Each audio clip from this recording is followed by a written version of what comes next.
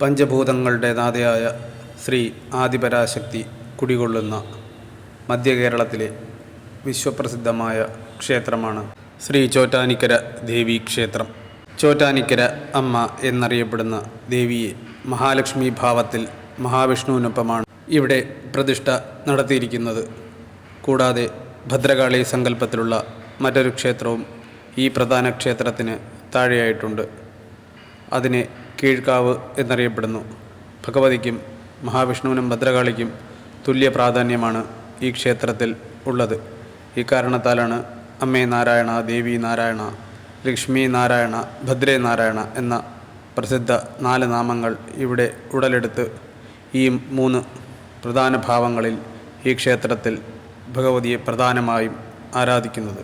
3 വ്യത്യസ്ത രീതിയിലുള്ള അലങ്കാരവും 3 പ്രത്യേക പൂജകളും ഇവിടുത്തെ മാത്രം പ്രത്യേകതയാണ്.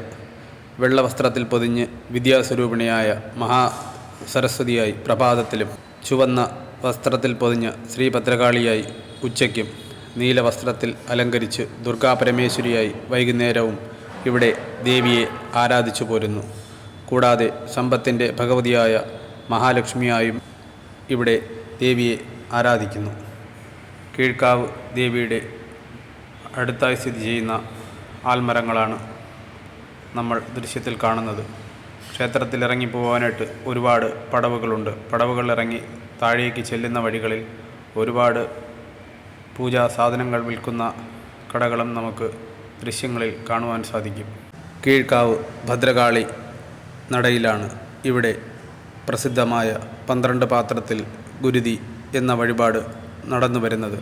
രാത്രി 8 മണിക്ക് ശേഷമാണ് ഈ വഴിപാട് നടക്കുന്നത്. ഇത് കാണുവാനായിട്ട് ഒരുപാട് ഭക്തർ ക്ഷേത്രത്തിൽ എത്തിച്ചേരുന്നു. ബ്രഹ്മാവ്, ശിവൻ, ഗണപതി, ധർമ്മശാസ്താവ്, സുബ്രഹ്മണ്യൻ, ഹനുമാൻ, കൂടാതെ നാഗദൈവങ്ങൾ ഇവയെല്ലാമാണ് ക്ഷേത്രത്തിലെ ഉപദേവതകൾ. പ്രധാനമായ വെടിവഴിപാടും ഇവിടെ നടത്തുന്നതാണ്. പൂജാസമയങ്ങളൊഴികെ മറ്റ് സമയങ്ങളിലെല്ലാം നമുക്ക് വെടിവഴിപാട് നടത്താവുന്നതാണ്. ദേവിയുടെ അംഗരക്ഷക ഭാവമായ ധർമ്മശാസ്താവിൻ്റെ ഒരു ക്ഷേത്രവും ഈ മേൽക്കാവിനും കീഴ്ക്കാവിനും ഇടയിലായിട്ട് ഉണ്ട്. വൃശ്ചിക മാസത്തിൽ ധാരാളം അയ്യപ്പ ഭക്തന്മാരും ഈ ഒരു ധർമ്മശാസ്താ ക്ഷേത്രം സന്ദർശിച്ചു പോരുന്നു. ക്ഷേത്രത്തിലെ വാർഷികോത്സവം കുംഭമാസത്തിലെ രോഹിണി നാളിൽ കൊടിയേറി ഉത്രം നാളിൽ ആറോട്ടോടുകൂടി സമാപിക്കുന്നു. 9 ദിവസത്തെ ഉത്സവ മഹാമഹമാണ് ഇവിടെ നടന്നു വരുന്നത്.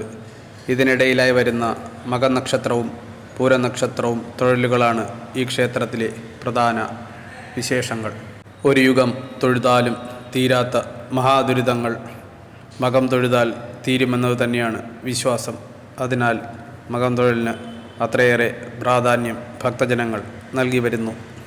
ക്ഷേത്ര ഐതിഹ്യ പ്രകാരം ആദിശങ്കരാചാര്യർ കുടജാദ്രിയിൽ പോയി തപസ്സിരുന്ന് കഠിന തപസ്സിനൊടുവിൽ അദ്ദേഹത്തിന് മുന്നിൽ ദേവി പ്രത്യക്ഷയാവുകയും ശങ്കരാചാര്യരുടെ ആഗ്രഹപ്രകാരം തൻ്റെ നാടായ ചോറ്റാനിക്കര എന്ന സ്ഥലത്ത് രാവിലെ നട തുറക്കുമ്പോൾ അവിടെ കുടികൊള്ളണമെന്നും അവിടെ നിർമാല്യവും ഉഷപൂജയും കഴിഞ്ഞ് മാത്രമേ ദേവിയുടെ സ്വന്തം സ്ഥലമായ കൊല്ലൂർ മൂകാംബിക ക്ഷേത്രത്തിലേക്ക് പോകുവാൻ പാടുള്ളൂ എന്നും ദേവിയോട് അഭ്യർത്ഥിച്ചു. ചോറ്റാനിക്കര ക്ഷേത്രത്തിൽ ദിവസവും 4 മണിക്ക് നട തുറക്കുമ്പോൾ കൊല്ലൂർ മൂകാംബിക ക്ഷേത്രത്തിൽ 1 മണിക്കൂർ വൈകി 5 മണിക്ക് നട തുറക്കാറുള്ളൂ. വീഡിയോ ലൈക്ക് ചെയ്യുക, ഷെയർ ചെയ്യുക.